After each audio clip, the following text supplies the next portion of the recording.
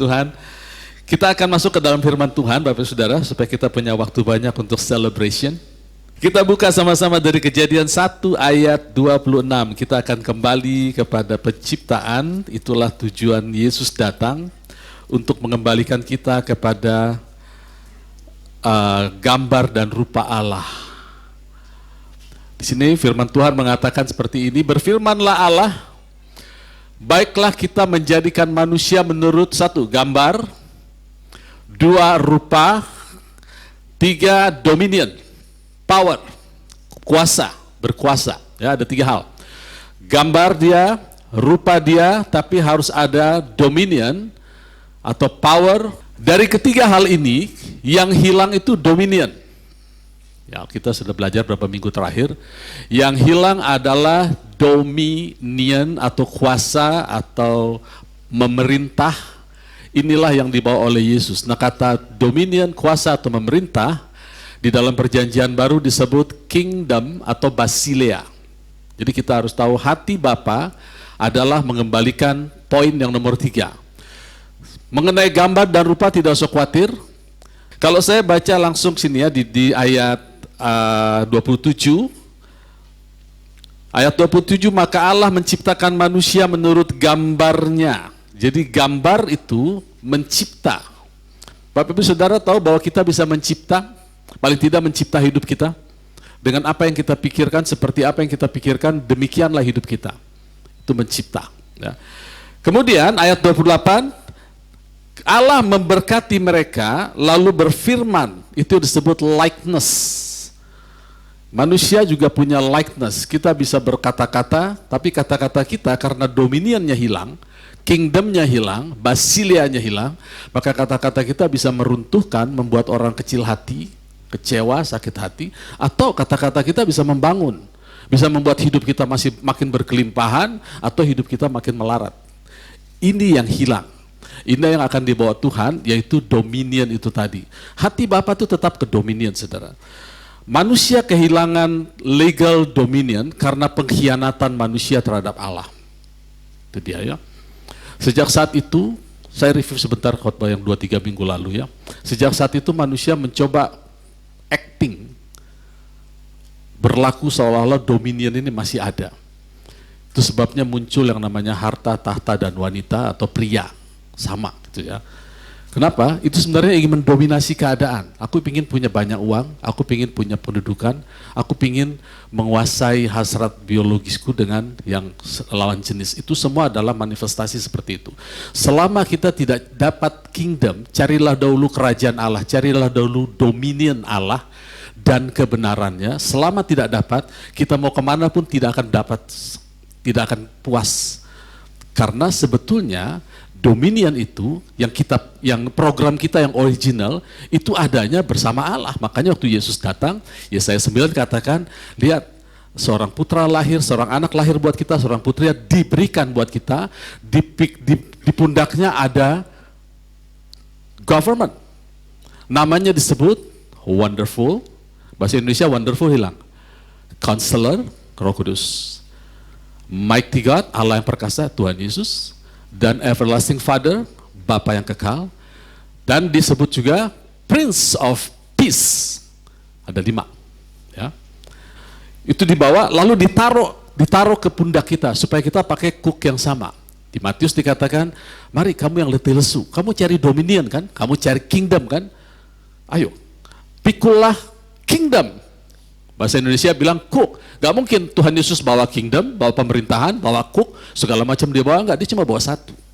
Mari pikul government yang aku bawa, supaya hidupmu wonderful, dan Tritunggal Bapa, Roh Kudus, Anak ada di dalammu, dan peace yang mengontrol dirimu. Itu yang dibawa.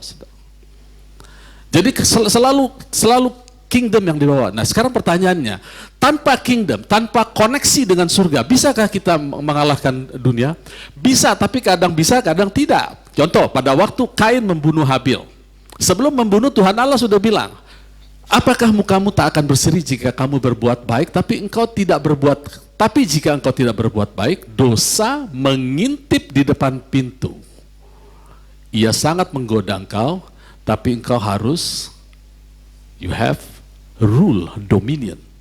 Pertanyaan, apakah Kain bisa? Harusnya bisa, orang Allah kasih perintah, kamu harus menguasai, jangan ikuti keinginan dosamu. Tapi dia lebih mengikuti keinginannya sendiri, dia bunuhlah Habil. Di perjanjian baru ada contoh lagi, pada waktu seorang perempuan yang ditangkap oleh orang-orang Farisi dan orang-orang agama, mau dihukum rajam, Tuhan Yesus bilang gini, aku tidak menghukum kamu, pergi dan jangan berbuat dosa lagi. Pertanyaannya, bisakah wanita itu pergi dan tidak berbuat dosa? Bisa, saudara. Apakah kita bisa pergi dan tidak berbuat dosa sekarang? Bisa, tapi kita perlu dominion. Itulah makanya Tuhan Yesus, inti pemberitaannya selalu kingdom, dominion, kingdom, dominion. Semua doktrin yang lahir di dalam sejarah gereja, dari mulai yang namanya karismatik, ya, karismatik itu keinginan Allah adalah kita bermanifestasi di dalam karisma Roh Kudus. Lalu ada doktrin yang bala keselamatan tuh bagi-bagiin makanan buat orang miskin. Allah ingin kita mendominasi sandang pangan papan. Kita lakukan seperti itu. Lalu semua sampai gerakan yang terakhir, grace. Untuk apa grace? Orang yang berlimpah dalam kasih karunia, dia akan reign in life, dominion in life. Kerajaan itu balik. Hatinya selalu di kerajaan, saudara. Tidak ada yang lain. Dan Yesus datang katakan di Lukas pasal 4, aku harus memberitakan kerajaan Allah. Karena untuk itulah aku diutus.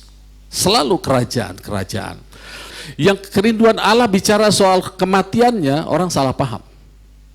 Kepada Pak Tua Nikodemus yang datang malam-malam jam 2, jam 3 malam, dia cerita soal kelahiran baru, gak nangkep. Kepada anak muda yang kaya, dia cerita soal bagaimana masuk kerajaan surga, gak nangkep. Kepada Petrus pun begitu, sampai Petrus harus dibentak oleh dia, enyah kau iblis karena kau tidak mengerti rencana Allah. Jadi hati Allah memang kita punya kita mendominasi, bukan mendominasi orang lain, saudara.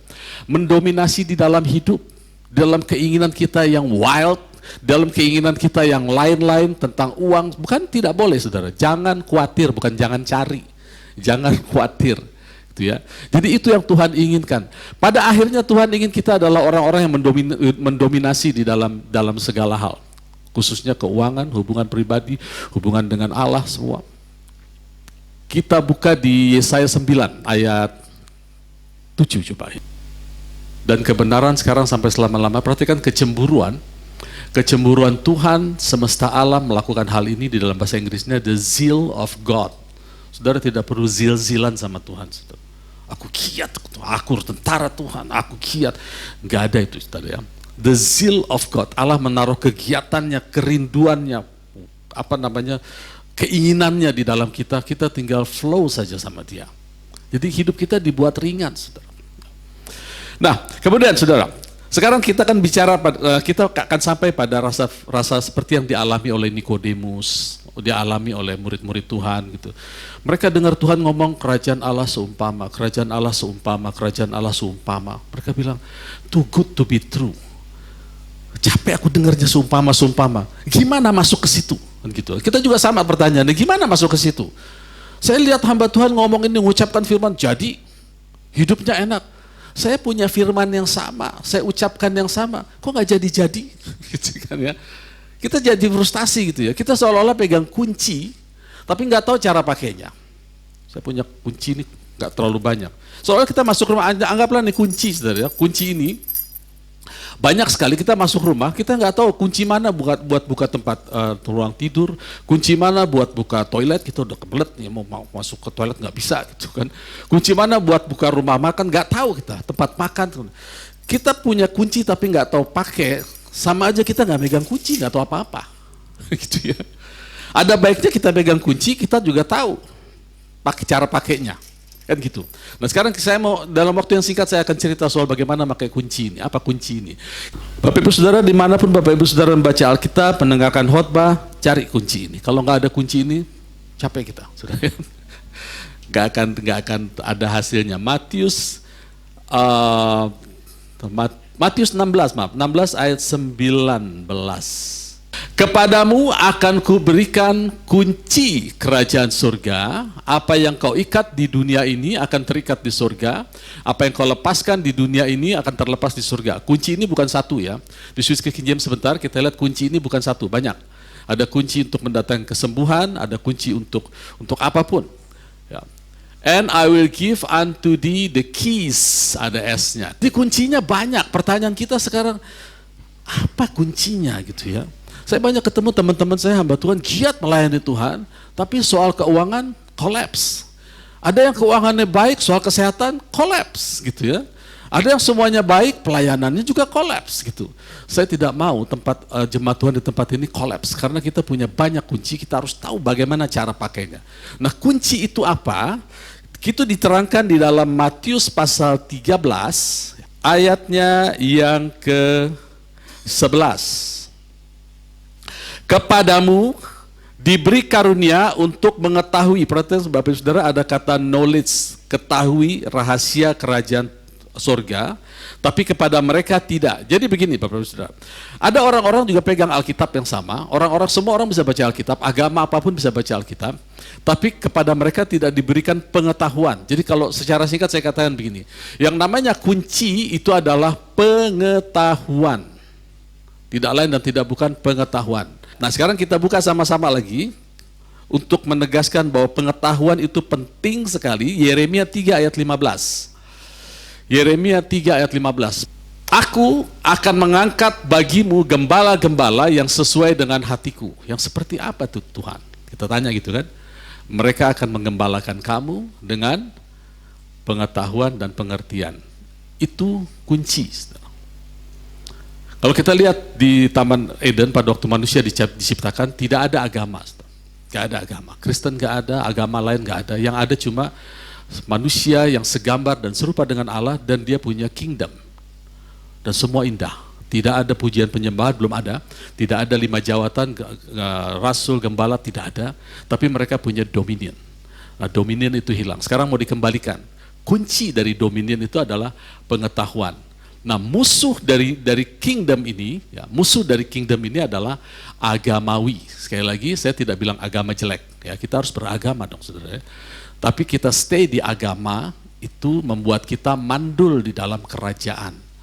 Kalau Bapak Ibu Saudara perhatikan kitab Injil, yang selalu bertengkar sama Tuhan Yesus adalah kaum agamawi. Yang menampar Tuhan Yesus adalah kaum agamawi. Dia berani tampar. Jadi agama itu begini, agama itu pretend aku sudah punya jawabannya. Sementara kingdom itu selalu cari, karena pengetahuan kita terbatas. Selama kita mencari, kita dapatkan, kita tidak cari, kita tidak dapat. Waktu kita dapat, agama bilang belum, kamu belum dapat. Pretending sudah dapat, makanya selalu tengkar. Kalau kita ketemu roh agamawi, nggak akan pernah klop. Saya mau kasih lihat kepada kita semua bahwa hati Tuhan itu adalah selalu membawa kerajaan. Nah, banyak orang selalu bilang kerajaan itu belum datang, Pak. Sudah, saudara ya. Saya mau bawa secara singkat aja. Matius 16 dulu, 16 ayat 28. Matius 16 ayat 28. Tuhan Yesus pernah bilang begini, aku berkata kepadamu, sesungguhnya di antara orang yang hadir di sini ada yang tidak akan mati sebelum mereka melihat Anak Manusia datang sebagai raja dalam kerajaannya. Siapa ini? Yohanes, kita tahu semua. Tidak mungkin oleh Yohanes sampai sekarang hidup kalau kita memproyeksikan kerajaan Allah itu nanti hari kiamat. Betul ya? Yohanes sudah meninggal kok. Sejak dia di Pulau Patmos, dia mati, dia meninggal paling tua umurnya. Artinya kerajaan Allah sudah datang. Setuju? Ya. Yang kedua, Matius 26 ayat 29. Saya bawa 2 bukti saja. Matius 26 ayat 29. Akan tetapi aku berkata kepadamu, mulai sekarang ini, kata Tuhan, aku tidak akan minum lagi hasil pokok anggur ini sampai pada hari aku meminumnya, yaitu yang baru bersama-sama dengan kamu dalam kerajaan Bapakku. Sebelum Tuhan Yesus disalib. Setelah dia disalib, dia bangkit, dia melakukan perjamuan kudus bersama 2 orang yang berjalan dari Yerusalem ke Emmaus. Artinya kerajaan Allah sudah datang. Ya, makanya kalau saya kumpul-kumpul di rekan-rekan sinode, Pak Cepi, kenapa Bapak nggak pakai doa Bapak kami? Saya bilang doa Bapak kami itu powerful, Pak. Saya bilang, itu kita harus ngerti prinsipnya. Yang saya takut, pada waktu kita bilang datanglah kerajaanmu, nah banyak jemaat yang belum ngerti menganggap kerajaan itu belum datang, jadi masih nunggu-nunggu. Itu bahaya. Kita punya kehendak bebas, tapi tidak dikontrol oleh kingdom. Tapi untuk jemaat saya jaga, supaya jangan sampai ketidakmengertian ini membuat kita salah paham. Akhirnya kita masih nunggu, kerajaan Allah udah datang belum? Sudah ada di dalam kita. Roh Kudus ada di dalam kita, Roh Kudus itulah kerajaan Allah. Setiap kali kita mengeluarkan statement, nah di dalam kerajaan, setiap perkataan raja adalah hukum yang berlaku. Karena itu sebabnya kita disuruh bergaul dengan Allah, dengan firman-Nya, supaya apapun yang kita katakan itu yang terjadi. Gitu ya. Kalau di negara republik, bikin hukum susah, saudara. Mesti bikin rancangan undang-undang dulu, ada rapat, ada dengar pendapat, lalu ada pengujian material, segala macam, sampai ditetapkan. Tapi dalam kerajaan, apapun yang raja katakan itu hukum. Itu sebabnya Yesus katakan, aku akan kumpulkan eklesiaku. Eklesia itu bukan gereja, saudara. Eklesia itu adalah kumpulan orang-orang yang di-impute pikiran raja, supaya mereka menjadi kabinet kerajaan. Makanya Tuhan katakan, aku akan bangun eklesiaku, bukan eklesia. Karena ada eklesia yang lain, eklesia kaisar. Yesus ingin eklesiaku, pikiranku menjadi pikiran mereka, sehingga perkataan mereka itu adalah hukum yang berlaku. Ya, jadi luar biasa ini kita. Jadi kerajaan itu sudah datang. Nah sekarang kita winding down. Kisah Rasul pasal 1 ayat 3 mulai ya. Ayat 2 mulai. Sampai pada hari terangkat sebelum itu ia memberi perintahnya oleh Roh Kudus kepada rasul-rasul yang dipilihnya.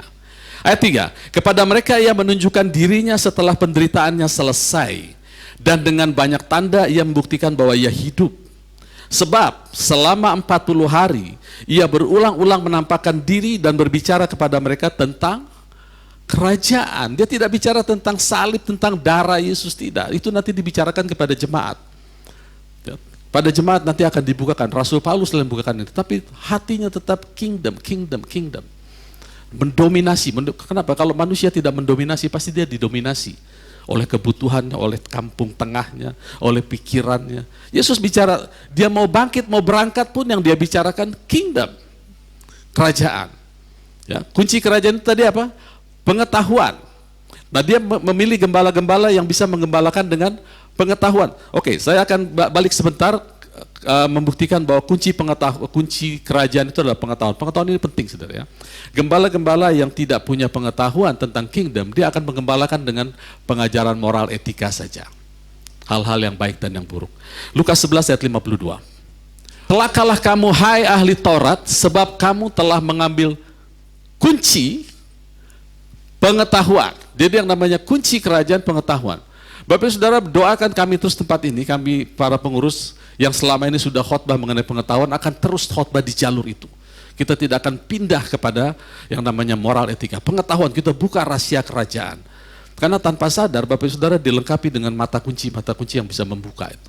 Membuka dan menutup itu cuma lock, unlock. Kalau kita butuh sesuatu kita unlock, keluar berkat, kesembuhan segala macam. Kalau ada bahaya, bom meledak kita lock, tidak kena sama kita. Ada malapetaka kita lock. Kita perlu kita unlock. Cuma itu aja, simple, nggak rumit kok. Dari mana kita tahu? Dari pengetahuan. Ya. Ada banyak anak-anak Tuhan begitu sakit dia dengan lembut dia berkata, tapi sambil nampar Bapa di surga dia bilang, ya kalau saya sakit, kalau Tuhan izinkan, pasti Tuhan kasih jalan keluar. Itu kasar kata-kata itu, saudara. Kasar, saudara. Saya jaga cucu saya di rumah, ada nyamuk gigit dia, saya kejar sampai ke lubang manapun, harus saya matikan itu.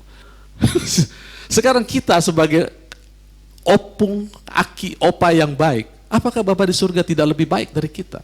Kenapa orang mudah sekali mengatakan kalau Tuhan mengizinkan pasti Tuhan kasih buka jalan? Lembut tapi nempeleng itu. Itulah agamawi. Yang berani nempeleng kerajaan hanya agamawi. Kalau Tuhan izinkan, Tuhan nggak pernah mengizinkan, saudara. Lanjut lagi. Lihat ya, kamu mengambil kunci pengetahuan. Jadi kita harus tahu dasar firman Tuhannya, pengetahuan di balik itu. Karena ini penting, kamu sendiri tidak masuk ke dalamnya, dan orang yang berusaha untuk masuk, kamu halang-halangi. Jadi orang percaya sembuh, nanti saya sebagai pendeta bilang, enggak juga. Kalau Tuhan izinkan, berarti kamu ada sesuatu yang harus kamu pelajari. Itulah model-model orang agamawi. Udah dia nggak masuk, dia ngalangin orang. Amit-amit kita di sini ya Pak Wagem dan Pak Gembala lainnya. Amit-amit kita nggak akan menghalangi.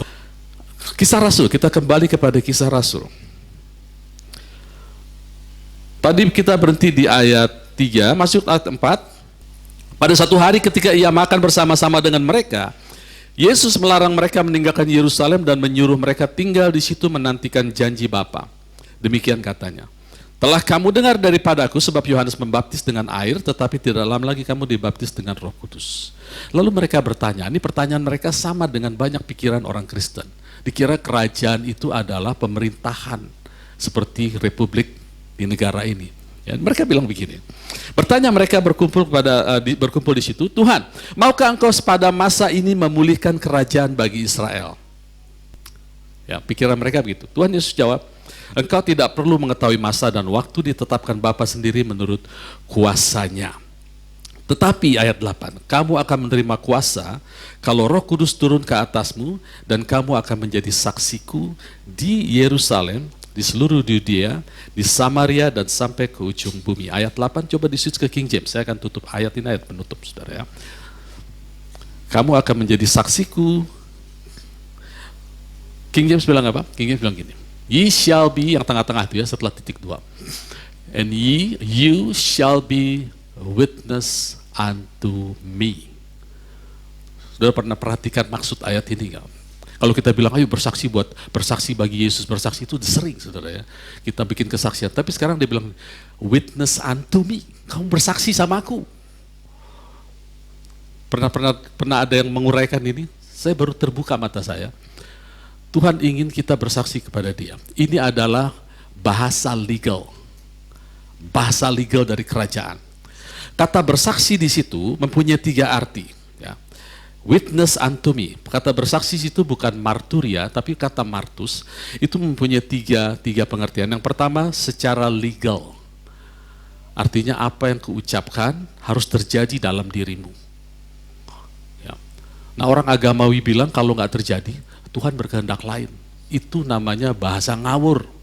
Bahasa legal itu apa yang aku ucapkan harus terjadi. Kau cerita sama aku, jadi enggak? Aku memberkati engkau, aku melimpahi engkau dengan keamanan, terjadi enggak? Kalau tidak terjadi, cari. Kerajaan itu cari. Kalau agama bilang, terima saja. Be comfort in uncomfortable. Gitu. Jadilah tenang dalam keadaan yang rusuh. Itu sepertinya bagus, padahal itu sebetulnya bahasa agamawi. Ya. Bahasa yang pertama adalah legal, yang kedua adalah historical sense. Historical sense itu begini, seseorang yang mengamati hukum, memperhatikan, mempelajari, lalu mengalami. Ini yang dimaksud oleh kitab Yosua 1 ayat 8. Renungkan firman Tuhan, observe, perhatikan. Maka engkau akan membuat jalanmu berhasil. Kalau belum berhasil, lakukan terus. Jangan cari keberhasilan, lakukan terus. Observe terus sampai berhasil. Itu disebut historical sense. Yang pertama tadi apa? Legal sense, bahasa hukum. Karena setiap perkataan raja adalah hukum. Jadi hukum itu ada outputnya jelas. Nggak A, nggak B. Outputnya jelas. Kalau tidak terjadi, jangan coba-coba bikin penafsiran lain. Jangan, saudara. Karena itu kita melanggar hukum. Kalau kita berdoa tidak dijawab, lalu kita bilang, Tuhan berkehendak lain, itu kita sudah melakukan 2 kesalahan. Yang pertama kita melakukan berita hoax. Yang kedua kita sudah mengganti barang bukti. Ya, karena yang menjadi bukti itu iman. Iman tidak perlu bukti. Iman adalah bukti dari yang tidak kelihatan. Oleh iman diberi kesaksian. Jadi kalau kesaksiannya tidak sama dengan iman, jangan kesaksian dijadikan bukti. Buktinya nggak sembuh. Berarti Tuhan bohong. Nah itu kita sudah mengganti barang bukti. Kedua kita sudah memberitakan berita hoax. Kalau di negara ini ditangkap sudah borgol. Kalau di kerajaan surga ada kasih karunia, saudara ya. Gitu ya. Jadi tetap, ini bahasa legal. Yang pertama tadi legal sense, yang kedua historical sense, yang ketiga in an ethical sense. Etis adalah mereka yang mengikuti contoh dari seseorang. Dan kekuatannya adalah orang, Kristus itu contoh kita. Jadi adalah etis, kalau apa yang dia katakan kita dapatkan dengan cara dia. Jangan kita berdoa, Tuhan berkati aku, terus ini contoh yang ekstrim ya. Tuhan berkati aku berlimpah-limpah, aku ingin punya segala sesuatu, lalu kita di kantor korupsi. Itu tidak etis. Ya, ngerti ya maksudnya ya? Saya ambil contoh yang ekstrim. Jadi yang pertama secara legal, secara historical benar, juga secara etis benar. Kalau belum dapat gimana Pak? Cari, karena kerajaan itu sifatnya mencari. Jadi yang Tuhan ingin kamu menjadi saksi bagiku di Yerusalem, Samaria, sampai ke ujung bumi. Nah konteksnya di sini, bukan saya bilang kita tidak bersaksi untuk orang lain, tidak. Konteksnya, Tuhan juga ingin kita menjadi saksi kepada Dia. Kita datang, Tuhan, Engkau bilang oleh bilur-bilurmu aku sudah sembuh. Aku sembuh Tuhan. Bagus, cakep, kata Tuhan. Tuhan bilang, aku tidak dipelihara, walaupun aku punya gaji besar Tuhan, tapi yang melihara Tuhan adalah segala kemuliaanmu, segala kecukupan yang dari Tuhan. Aku lihat Tuhan, Tuhan lihat aku sudah diberkati. Tuhan bilang, cakep. Tuhan, aku diganggu Tuhan sama yang berbagai jenis sehingga aku menyimpang dari Engkau. Tapi aku secara etis aku tidak akan mengkhianati Engkau. Cakep. Itu yang Tuhan ingin. Itu yang namanya witness unto me. Di dunia ini kalau kita tidak berpendidikan, nyari nafkah susah, saudara. Di kerajaan Allah kalau kita tidak berpendidikan, tidak punya knowledge, nyari kelimpahan dari Tuhan susah. Nah, Tuhan sudah bikin hidup kita gampang. Amin. Puji Tuhan, kita berdoa.